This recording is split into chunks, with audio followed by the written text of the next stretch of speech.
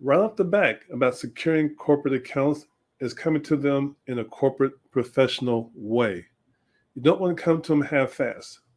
All right, you got to keep it real, be extremely professional, and present your organization. Listen to what I'm saying. Present your organization in a corporate and professional manner. It's very important to do that there in order to secure and grow your business with corporate accounts. One of the first things you should be looking into, if you haven't done already, is to have some type of corporate entity. Now, this could be an LLC, this could be some type of S Corp, it could be some type of C corporation.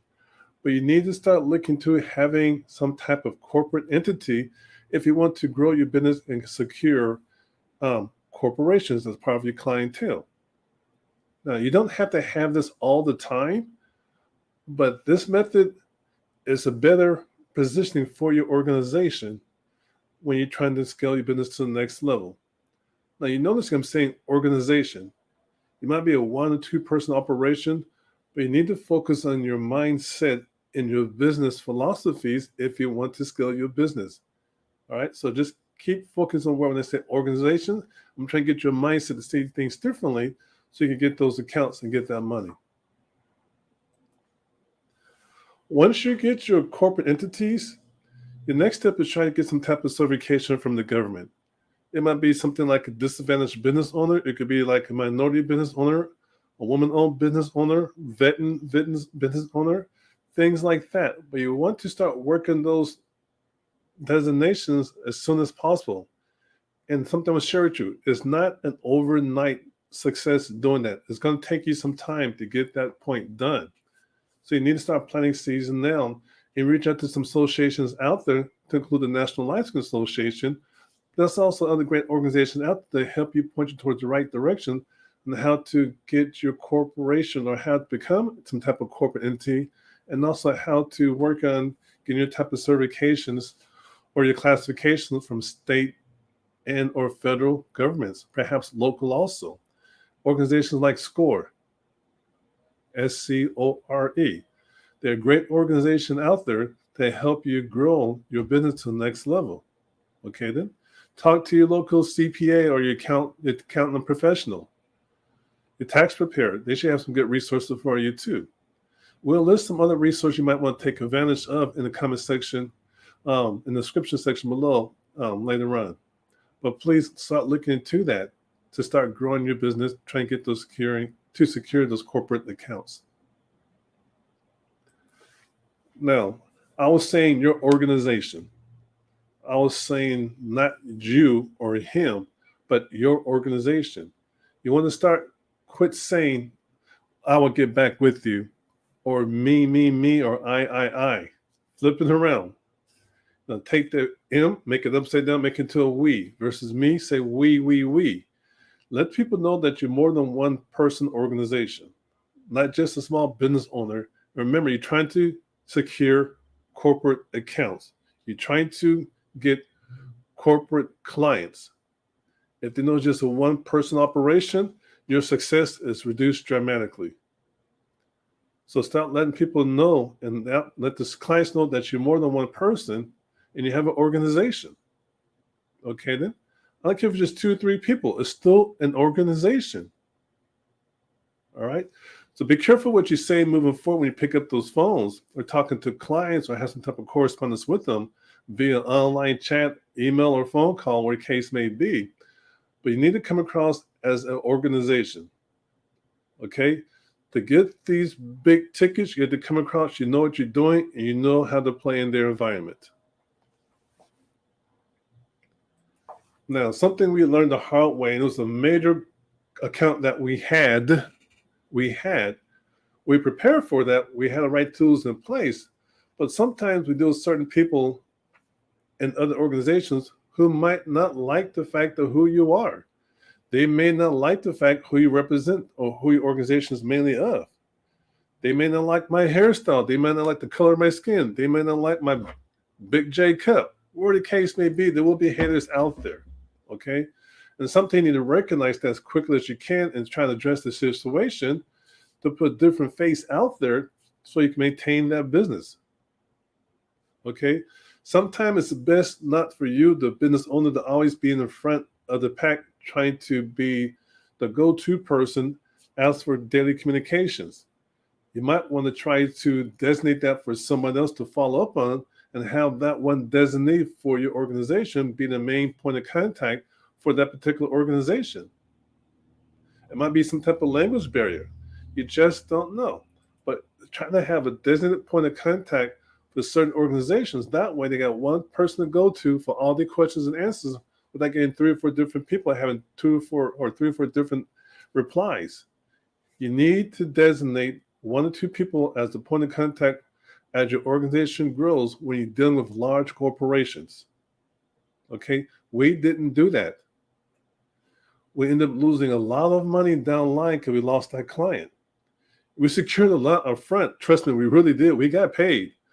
But down the line, we realized there's certain people there that we weren't aware of that was actually putting salt on our game. But had we had one person work with the certain folks that might be at the corporate office, perhaps another person as a designated person on site for fingerprinting, like a mobile service. If you have a large contract, you may want to have one person that deals with corporate strictly and corporate only back at the office, and have somebody on site when you're fingerprinting them to be the main point of contact on site when you do with somebody else. Those who are on site while you're fingerprinting their team, it's a different mindset from those who's back at the corporate office doing other things.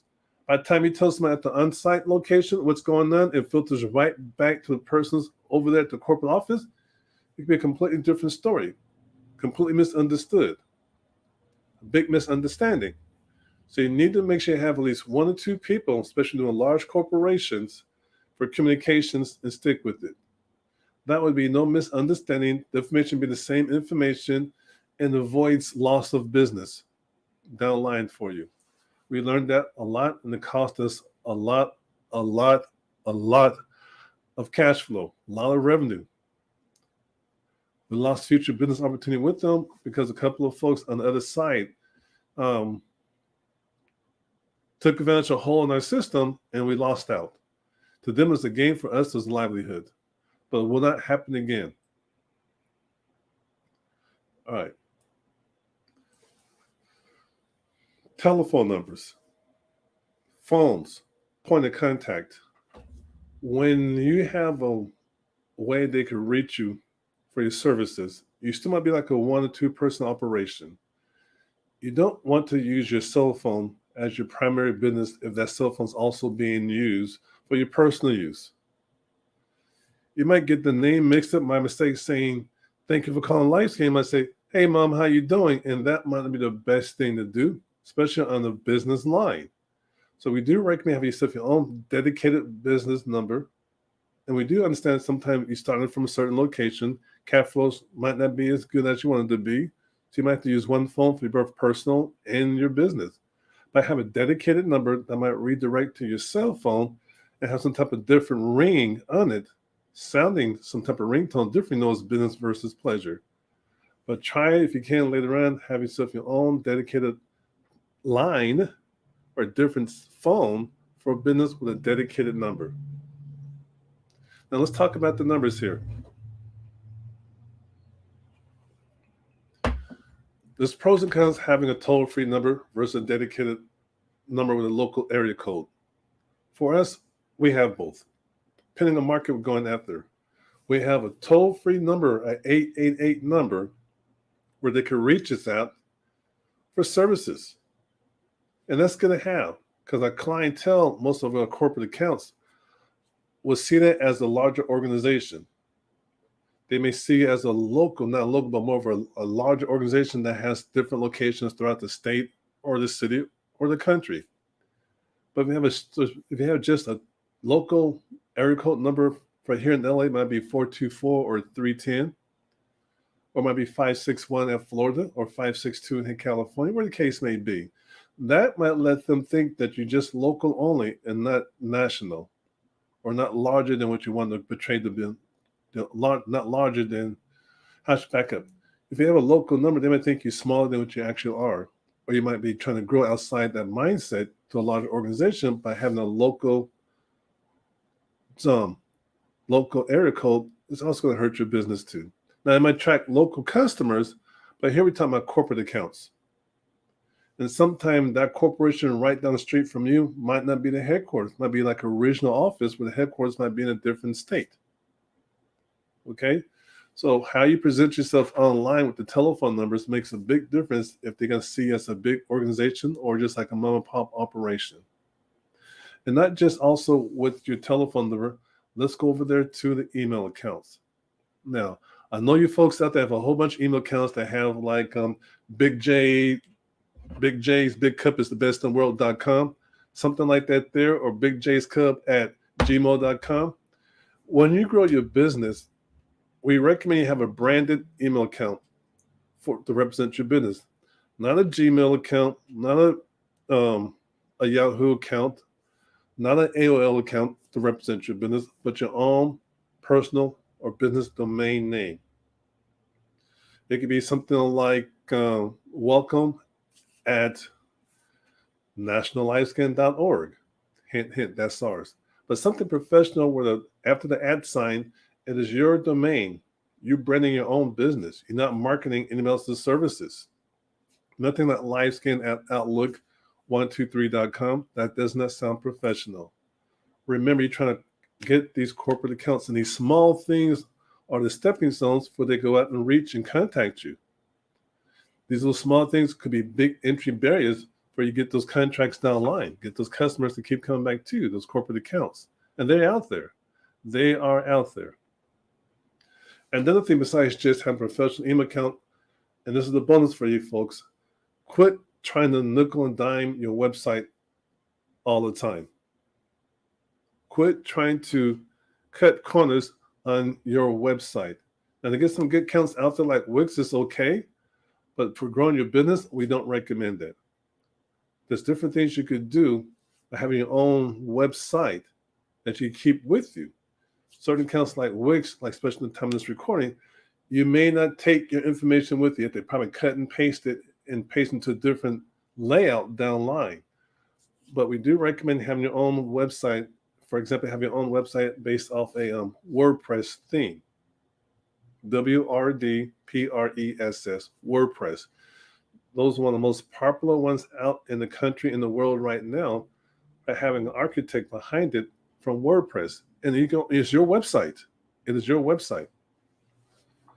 If you like what you hear, please give us some comments and let us know what's going on. If you'd like more information about how to secure your accounts, let us know. We work on give some more information. All right. Another thing is, when your customers want to pay you, especially corporations, you want to have something they can look at like an invoice, a professional invoice service where they're able to log in and look at it and pay you online. Sometimes going to a major corporation, you're breaking up one of these devices here, which is fine from time to time. It's good for backup too. But sometimes the person who's paying you that money might not be on site to pay you. They might be in a different state. So if you're able to have some type of invoice system where you can send them the invoice, and if there's any corrections that need to be done on the invoice, you go online and change them on the fly and save it, and they can log right back in and see it and pay you.